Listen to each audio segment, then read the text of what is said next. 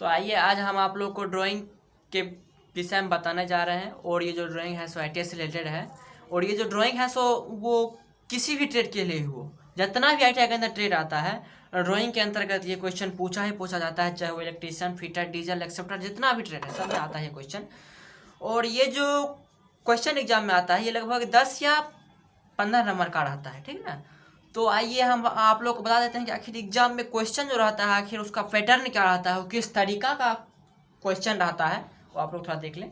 तो यहाँ पे क्वेश्चन का हम डिस्कस कर लेते हैं। यहाँ पे क्वेश्चन लिखा हुआ है कि एक इलिप्स ड्रॉ करें जिसमें लघु वृत्त की त्रिज्या 30 mm है और दीर्घ वृत्त की त्रिज्या 60 mm है। आपका एग्जाम में क्वेश्चन का पैटर्न यही रहेगा, भले इसको थोड़ा चेंज कर दे, इसको 60 कर दे, इसको 120 कर दे, इसको 30, इसको 15 कर दे, मगर क्वेश्चन का पैटर्न यही रहता है। तो आइए हम आप लोग को बता देते हैं कि ये ड्राइंग बनाने के लिए आप लोग को किस किस टूल्स की ज़रूरत पड़ेगी। तो आप लोग को दिखा देते हैं कि ये ड्राइंग बनाने के लिए कौन कौन सा टूल्स का जरूरत पड़ेगा। तो ये हुआ मेरा सेट स्क्वायर का एक पार्ट, ये हुआ एक पार्ट, कुल मिला के 2 पार्ट सेट स्क्वायर का लगेगा, ये एक स्केल लगेगा और यहाँ पे ये डिवाइडर लगेगा, ठीक ना। डिवाइडर, स्केल, इरेजर, ये जितना भी ड्राइंग का टूल्स है ये सब, इरेजर, कटर, ये सब का आपको जरूरत लग सकता है इसके अंदर, ठीक। तो आप लोग देख लें कि ये ड्राइंग बनाने में कौन कौन सा टूल्स लगेगा। तो आइए देख लेते हैं कि आखिर ये हम इलिप्स का ड्रॉ कैसे करेंगे। तो सबसे पहले का हम यहाँ पे क्षैतिज रेखा यहाँ पे ऐसे खींच लेंगे, ठीक है। आप लोग देख पा रहे होंगे यहाँ पे ये है सेट स्क्वायर, सेट स्क्वायर से यहाँ पे हम एक क्षैतिज रेखा कट प्रेसिंग के द्वारा खींच लेते हैं, ठीक। ऐसे खींच लिए, ठीक ना। और फिर यही पॉइंट पे रख के ये जो आप चांद वाला पार्ट देख रहे होंगे, ये जो पार्ट है, ये पार्ट, ये इसको इसी पे रख के, ठीक है ना, ये जो रेखा दिख रहा है इसको इससे ऐसे करके मिला लेंगे। ये आप लोग देख पा रहे हैं ये रेखा है, ये रेखा इस पे रख के इसको ऐसे मिला लेंगे और ये मिलाने के बाद एक रेखा यहाँ पे खींच लेंगे, ठीक। ये ध्यान रहे ये रेखा पूरा इसे एकदम ठीक इसके समांतर होना चाहिए। ये जो पॉइंट आप लोग देख पा रहे हैं ये जो रेखा है ये नीचे वाले रेखा से पूरा उसी पे सेम टू सेम एकदम रहना चाहिए, उसी पे रहना चाहिए, ठीक। तो फिर इसके नीचे भी एक हम इसके सेंटर में एक रेखा खींच लेंगे इसके साथ, ठीक। अब यहाँ पे आप लोग देख पा रहे हैं कि 2 समांतर रेखाएं हो गई है, ठीक। अब ये जो नीचे वाला जो रेखा है इस पे है सो हम ये वाला रख लेंगे, पूरा सीध में इसको रख लेंगे यहाँ, ठीक। यहाँ पे इसको रख लिए,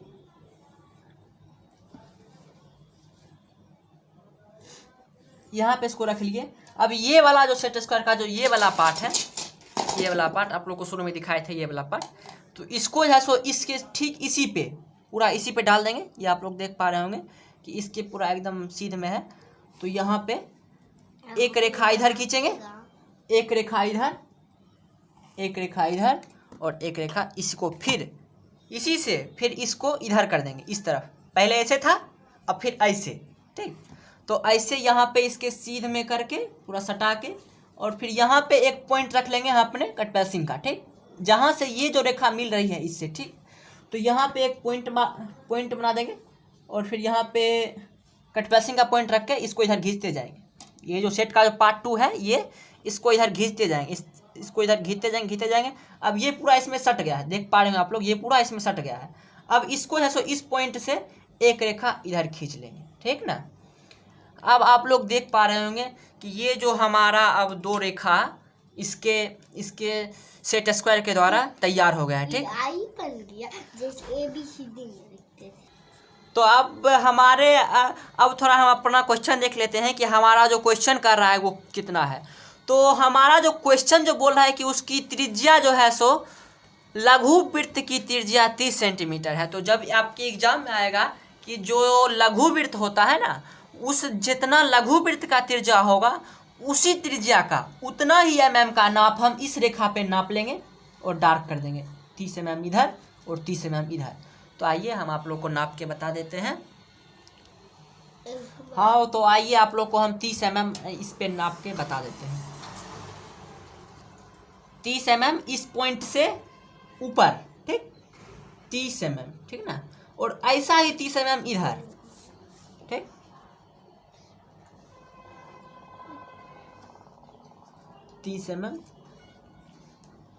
तो आप लोग देख पा रहे हो कि यहाँ से यहाँ तक 30 mm हो चुका है।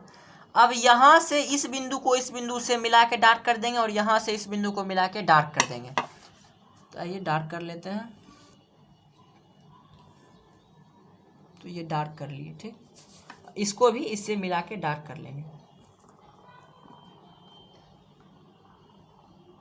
तो आप लोग देख पा रहे हैं कि ये जो है सो दो रेखा 30-30 mm का डार्क हो चुका है। अब ये बाद बाकी ये जो पार्ट सब बच रहा है ये सब इसको इरेजर से इरेज कर देंगे, ठीक। आइटम बच रहा था इसको इरेज कर लिए। अब फिर हम सेट स्क्वायर के द्वारा यहाँ पे इसको रखेंगे सेट स्क्वायर।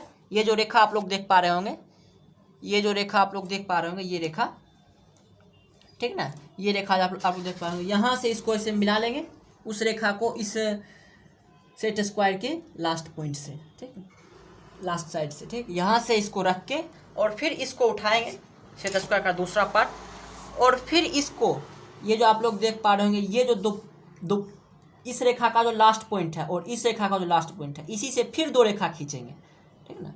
तो आइए आप लोग बता देते हैं कि ये जो आप लोग देख पा रहे होंगे, ये जो इस रेखा का जो लास्ट पॉइंट है, यहाँ पे एक बिंदु मारेंगे, यहाँ पे स्केल रखे, यहाँ पे कटपेंसिल रखेंगे और यहाँ पे खींच के लाएंगे। ये पॉइंट आप लोग देख पा रहे होंगे, ये जो पॉइंट है ये हुआ। अब यहाँ से फिर एक थिन लाइन पूरा खींच लेंगे ऊपर, ठीक। थिन लाइन खींच लिए, आप लोग देख पा रहे होंगे थिन लाइन खींच लिए, ठीक ना। अब फिर ऐसा ही एक रेखा यहाँ से इसमें मिला देंगे, ठीक ना। तो इसमें यहाँ पे रेखा मिला देंगे, ठीक, यहाँ से यहाँ मिला देंगे। अब आप लोग देख पा रहे हैं कि ये एक चतुर्भुज का निर्माण हो चुका है। अब ये जो बच रहा है इसको भी अब हम यहाँ पॉइंटेड करके ये दोनों रेखा को डार्क कर लेते हैं और डार्क करने के बाद जो रेखा बचेगा उसको इरेज कर देंगे। तो आप लोग देख पा रहे हैं कि इसको डार्क हम अब कर दिए हैं। अब इस जो रेस्ट पार्ट है इसको भी मिटा दिए हैं। अब ये मिट गया। अब बताएंगे आप लोग कि ये जो है सो चतुर्भुज बनाने के बाद अब इसके अंदर हम क्या करेंगे। तो ये आप लोग चारों साइड जो देख पा रहे होंगे 30-30 mm का, इसको अब हम आधा आधा भाग में बांट लेंगे। आधा इसको बांट देंगे, आधा इसको बांट देंगे, आधा इसको और आधा इसको, और बांट के उसको पॉइंटेड कर देंगे। तो आइए आपको बांटने के लिए बता देते हैं। तो आप लोग देख पा रहे हैं कि इसका जो नाप है ये 30 mm है। तो इसको आधा करके हम यहाँ से 15 mm करके पॉइंट कर लेंगे, फिर यहाँ से 15 mm, यहाँ से 15 mm करके पॉइंट चारों भुजा को पॉइंटेड कर देंगे। ये हम 15 mm पॉइंट कर दिए। उसी प्रकार यहाँ पे भी 15 mm पॉइंट कर दिए और यहाँ पे भी 15 mm पॉइंट कर दिए।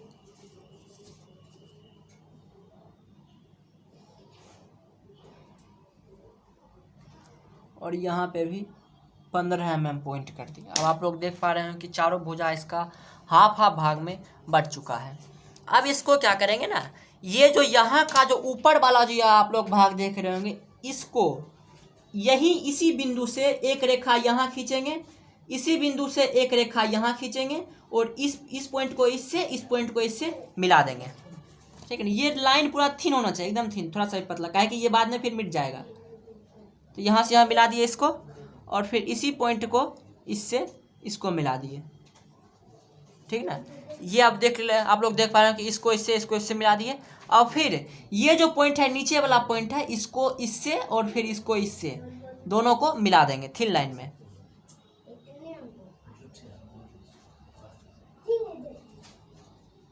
ठीक ना। तो इसको मिला दिए। अब उसी प्रकार क्या करेंगे ना, ये जो लास्ट पॉइंट है इसको और इससे इसको भी मिला देंगे।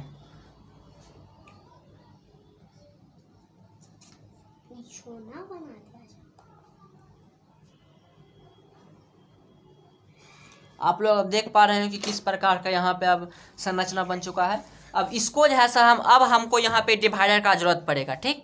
ये डिवाइडर को इसमें हम कट पेंसिल डालेंगे। डालने के बाद इसको थोड़ा ऊपर रखेंगे। हमेशा ये ध्यान रहे कि जो डिवाइडर में जो है सो कट पेंसिल वाला पार्ट थोड़ा इस पार्ट से, स्टील के पार्ट से थोड़ा, तो हम आप लोग को अब इसके द्वारा है सो इस पे अब एक इलिप्स का ड्रॉ करने के लिए बताएंगे। तो सबसे पहले हम क्या करेंगे, ये जो आप लोग देख पा रहे होंगे इसमें कट पेंसिल आप डाल लिए हैं। अब इसको है सो ये वाला जो पॉइंट है, ये वाला पॉइंट इसको यहाँ रखेंगे, ठीक ना। ये जो आप लोग नीचे का जो पॉइंट देख रहे होंगे यहाँ पे पॉइंटेड जो हम किए थे, इसको यहाँ रख के खींचेंगे और इसको जो है सो यहाँ तक लाएंगे, ठीक ना, इसको यहाँ तक आप लोग देख पा रहे होंगे, ये जो पार्ट है यहाँ, ये जो है यहाँ तक लाएंगे इसको, यहाँ जो हम बांटे थे, ठीक ना, तो यहाँ पे इसको जो है सो ऐसे घुमा के इसमें मिला देंगे, ठीक, यहाँ पे। और उसी प्रकार हम ये जो है सो ऊपर वाला जो भाग है, ऊपर वाला को यहाँ डालेंगे, यहाँ डाल के और एक जो है सो उसी प्रकार ये नीचे से खींच लेंगे, नीचे से खींच लेंगे, यहाँ पे अब खींच लिए। अब एक जो है सो ये जो है सो आपका दीर्घवृत्त हो गया, ठीक, ये जो है सो दीर्घवृत्त हो गया। इसका जो होगा त्रिज्या 60 mm होगा।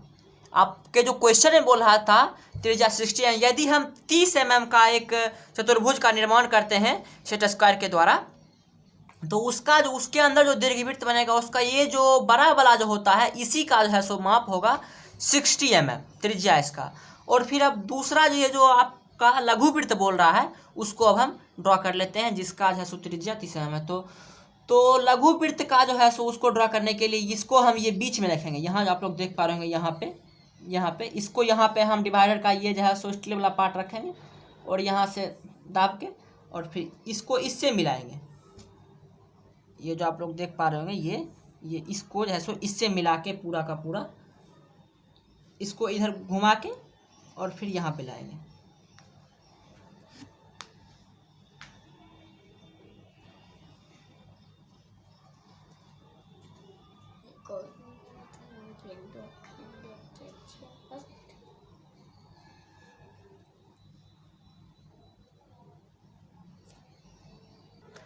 तो अब हमें ये जो है सो लघुवृत्त का जो है सो यहाँ पे लघुवृत्त यहाँ पे खींच लेते हैं, इससे इसको मिला के।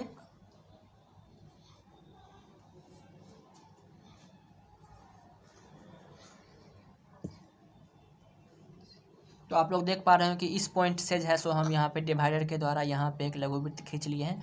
अब उसी प्रकार हम इस पॉइंट से है सो एक लघुवृत्त खींच लेंगे यहाँ पे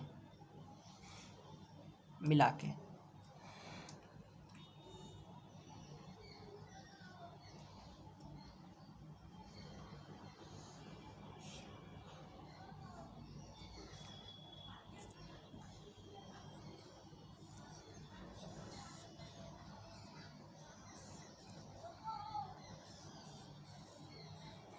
तो आप लोग देख पा रहे हैं कि इसके अंदर जो है सो हम एक लघुवृत्त का निर्माण कर चुके हैं। अब ये जो है सो मेरा ड्राइंग अभी कंप्लीट नहीं हुआ है, तो ये जो रेस्ट पार्ट जो आपको दीर्घवृत्त के द्वारा जो आपको यहाँ पे दिख रहा है, इलिप्स के बाद का जो पार्ट यहाँ पे आपको दिख रहा है, ये सब को हम अब इरेजर के द्वारा इरेज कर देंगे।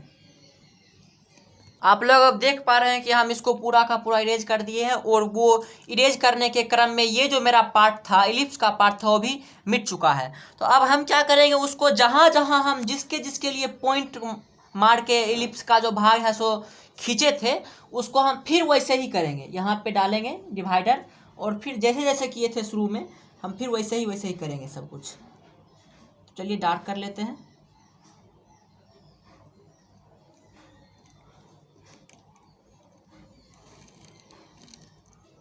ये ऊपर वाला भाग डार्क कर लिए, अब नीचे वाला भाग डार्क कर लेते हैं।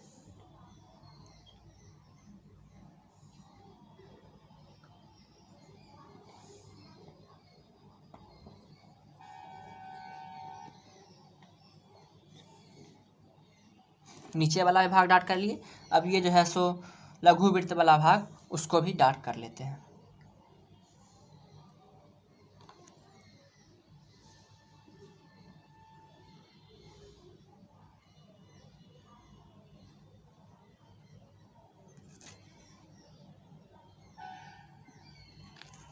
इसको भी डार्क कर लिए, अब इसको डार्क कर लेते हैं।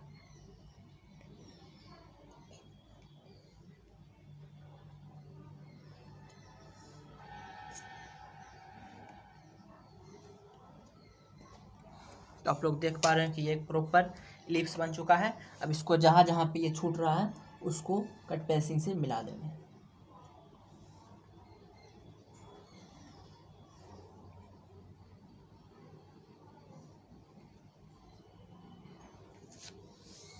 अब ये एक इलिप्स आपका बन चुका है। और एग्ज़ाम में आप लोग इसी तरीका का एलिप्स बना देंगे तो आपको लगभग 10 में 8 नंबर, और यदि 15 का आता है तो 12 या 13 नंबर आराम से आपको मिल जाएगा। अब इसका है सो हम अब डायमेंशन यहाँ पे लिख देते हैं। तो आप लोग खींचे थे, इस सबको इरेज कर लेंगे, इरेज कर लिए। अब इसका है सो हम अब डायमेंशन लिख लेते हैं। तो उसी प्रकार जैसे किए थे हम, इसके सीध में एक लेके